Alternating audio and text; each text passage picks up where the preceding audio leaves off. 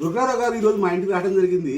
దుర్గారావు గారిని బెట్టింగ్ యాప్ల మీద 4 క్వశ్చన్లు 5 క్వశ్చన్లు 6 క్వశ్చన్లు వేసి అసలు నేను దుర్గారావు గారు బెట్టింగ్ యాప్ ఎందుకు చేశాడు, అసలు నేను చేయటం వల్ల ఎంత సంపాదించాడు, అసలు నిజంగా ఎన్ని కోట్లు సంపాదించాడు అనే విషయం తెలుసుకుందాం ఈరోజు.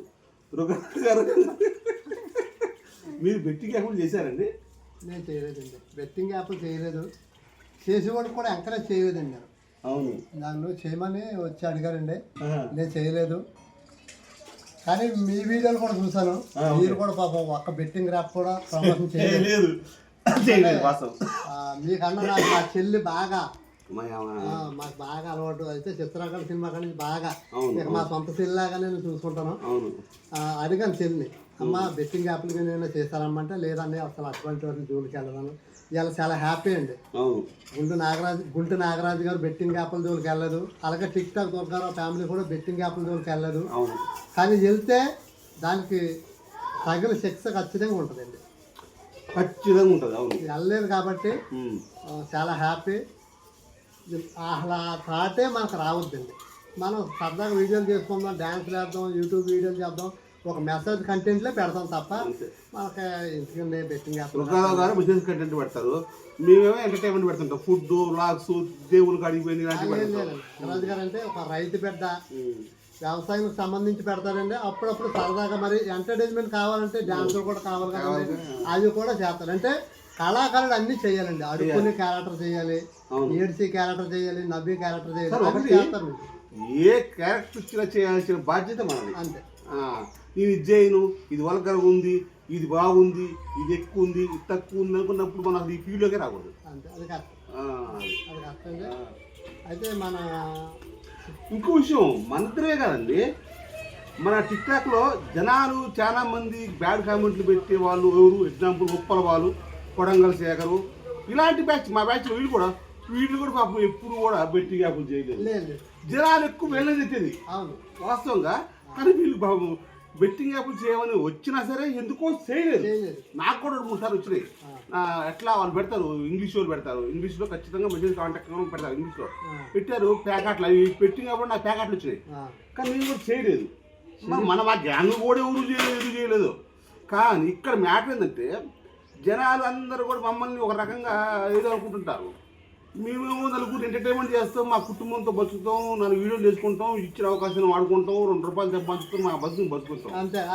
కానీ మమ్మల్ని ఏమో తిడతారు, జనాల్ని బెట్టింగ్ యాప్లు పేరు చెప్పి కొంపలు రైతులు పేదవాళ్ళు ఆడుకోవాలి ఎంత మందినో ఆగం చేసి కోట్లు సంపాదించిన ఈరోజు యూట్యూబ్లో వాళ్ళ పేర్లు ఎందుకు మీకు ఎరకేగా, వాళ్ళందరినీ ఏమో మంచోళ్ళు అని అప్పుడు అన్నారు, ఈరోజు వాళ్ళు లంగాలు అంటున్నారు.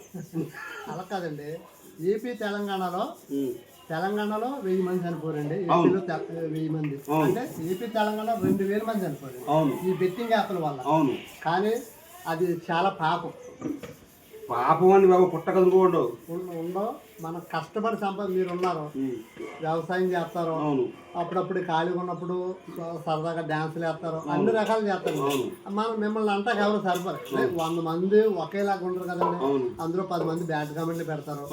నేను ఎంత మంచిగా చేసిన మా భార్య తోటి మాకు కూడా బ్యాట్ కామెంట్లు పెడతారు. మీ ఊరు ఉంది, మీ ఊరు లక్ష్మీపురం, మీ ఊర్లో సర్పంచ్ని తిట్టే వాళ్ళు ఉంటారు, పొగిడే వాళ్ళు. అవునా? తిట్టే వాళ్ళని అని పొగిడే వాళ్ళందరూ మా ఇంటికి రమ్మంట, ఆయనకు అందరూ కావాలి. అట్లనే మాకు కూడా అందరూ ఉన్నప్పుడే మేము హీరో, మేము పేరు వచ్చేది. కాబట్టి అందరూ ఉండాలి, అందరూ మన వాళ్ళే అంతే. కొంతమందికి ఏమో ఎంటర్టైన్మెంట్ నచ్చుతాయి, కొంతమందికి రైతు వీడియోలు నచ్చుతాయి, కొంతమందికి ఏమో సహాయం చేసి నచ్చుతాయి, కొంతమందికి ఏమో ఫ్యామిలీ వీడియోస్ నచ్చుతాయి. అందరి తగ్గట్టు ప్రయత్నిస్తూనే ఉంటాం, కొన్ని బాగుంటే కొన్ని బాగు. ఇప్పుడు ఎగ్జాంపుల్ ప్రభాస్ బాహుబలి తీసిండు, బ్రహ్మాండంగా హిట్ అయింది, తర్వాత సినిమా తీసిండు, కొంచెం పేరు అయింది, తర్వాత ఇంకో సినిమా తీసిండు, హిట్ అయింది. 100 కోట్లు పెట్టి తీసే సినిమాలే ఒక్కోసారి పేరు అవుతుంది. 15 సెకండ్ల వీడియో హిట్ అయితే గ్యారంటీ ఏంటండి.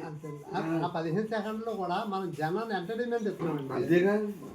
ఇప్పుడు గుంటు నాగరాజు గారు అంటే మామే సీనియర్, నేను మీ వీడియోలు చూసి అప్పటికి నాకు టిక్ టాక్ అంటే తెలీదు, అప్పుడు టిక్ టాక్ యాప్ వచ్చాక నేను స్టార్ట్ చేశాను. అప్పటికే మీరు ఈటీవీలో చేశారు, నేను చూసాను. మిమ్మల్ని కలవాలనుకుని చాలా సార్లు అనుకుని కలవలేకపోయాను, కానీ ఈ చిత్రకళ సినిమా ద్వారా ఈ రోజు కలిసాను, చాలా హ్యాపీ. ఈ రోజు బయటకు వచ్చారు చూడండి, నాగరాజు గారు ఎవరన్నా లేని వాళ్ళు అనుకుంటారేమో, ఇల్లు చూసి షాక్ అయ్యాను. దీనికి పొలం ఉంది, 2 బైకులు ఉన్నాయి, అన్నీ ఉన్నాయి, కానీ ఏమి లేనట్టుకుంటారు. చాలా మంచిది. నాకు నా భార్య అంత సపోర్ట్, అలాగా నాగరాజు గారికి మా చెల్లి అంత సపోర్ట్ అండి. మా చెల్లే కాదు, మీ చెల్లే కాదు, మా అమ్మ నాన్న కూడా మాలో చూసానండి. చాలా బాగా మాట్లాడారు నాగరాజు గారు, అమ్మగారు, నాన్నగారు కూడా. మా ఊరికి అంటే మీరు మీ గురించి చెప్పారు, మీరు లేదు బయటికి వెళ్ళారంట, చాలా బాగా చెప్పారు. నిజంగా ఒక కొడుకు మీద అంత ప్రేమ ఉంటుందండి తల్లిదండ్రులకి. అవును. కానీ ఏం చేస్తారంటే కొంతమంది తల్లిదండ్రులు పట్టించుకోరు. చదవనా కొడుకులు చాలా పాపమండి. ఎందుకంటే వాళ్ళు లేకపోతే మనం ఇవాళ ఎక్కడ ఉన్నామండి. అనిపించే దేవుళ్ళు వాళ్ళు కనపడే దేవుళ్ళు పైన తల్లిదండ్రులు ఎప్పుడు కూడా వాళ్ళు నిజంగా మొక్కుకోవాలి. నిజంగా మొక్కోవడం మనకు జన్మ ఇప్పుడు వచ్చి మొక్కుతాము నేను. కానీ చాలా హ్యాపీ అండి. మీ ఫ్యామిలీని చూసాను, ఇప్పుడు దాకా నాగరాజు గారిని చూసాను, కానీ మీ అమ్మగారిని మీ నాన్నగారిని చూసి ఇంకా హ్యాపీ అయ్యాను. మ్యాటర్ ఏంటంటే సార్, దుర్గారావు గారి ఫ్యామిలీ, మా ఫ్యామిలీ ఒక న్యూ సినిమా చిచ్చోరా కాలని చెప్పి కొత్త సినిమా మేము ముందుకు వస్తుంది, త్వరలో వస్తుంది, థియేటర్లలో వస్తుంది. పెద్ద పెద్ద కెమెరాతో పెద్ద పెద్ద ఆర్టిస్టులు తీస్తున్నాం. ఇందులో మా TikTok stars, YouTube stars, పొట్టి అమ్మాయి చాలా మంది ఉన్నారు. త్వరలో మేము మా టాలెంట్ ఇన్ని రోజుల నుంచి కొంచెం కొంచెం కొంచెం మేము ముందుకు వచ్చిందేమో, కానీ ఈసారి ప్రతి ఒక్క థియేటర్లో మేము ముందుకు వస్తుంది. మా వైఫ్, నేను, దుర్గా భార్యకి అందరూ ఫుల్ ఎంటర్టైన్మెంట్ మస్తు ఉంటాం. Excellent film. రేపు వరంగల్ పక్కన ఒక పల్లెటూరులో షూటింగ్ ఉంది. ఆ షూటింగ్ వెళ్తామని చెప్తే దారిలో మా ఇల్లు అంటే ఈరోజు మా ఇంటికి రావడం జరిగింది. మా అతిథి ఎప్పటి నుంచో అది పిలిస్తే ఇవాళ వచ్చిందంటే రాకూడదని కాదు, కావట్లా అంతే. ఇవాళ కలిసింది, వచ్చింది. లేదు, మేము 4 సంవత్సరాల నుంచి కలిసే ఉంటామండి. ఇంటికి ఒకటి చెప్పినా, మా బ్యాచ్లలో, మా ఫీల్డ్లలో, యూట్యూబ్, టిక్ టాక్, ఇన్స్టాగ్రామ్లలో మాకు ఎవరికి ఆపద వచ్చినా క్షణం ఇంటికి వెళ్ళిపోతాం. తర్వాత ఎవరైనా సరే ఆతిథ్యం స్వీకరించుకుంటాం. ఎట్లుంటాం మేము అసలు అన్నదమ్ములు లెక్క. అసలు ఈ దేవుడు ఇచ్చిన వరాలని మాకు ఇవన్నీ ఆప్యాయతలు పంచుకుంటాండి. ఎలా ఉన్నారండి, బాగున్నారు, పిల్లలు గట్ట బాగున్నారా.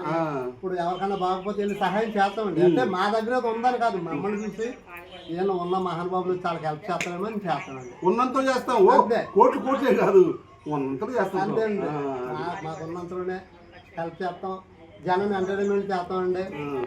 ఓకే అండి, వీడియో నచ్చితే లైక్ చేయండి, షేర్ చేయండి, కామెంట్ చేయండి. ఓకేనా, బాయ్. దయచేసి ఎవరు వెళ్ళొద్దు, పోవద్దు, ఆడొద్దు, ఆడే వరకు ఉండొద్దు. అది ఓకే, అది మంచి మెసేజ్ ఇచ్చారు. ఓకే అండి, బాయ్ అండి.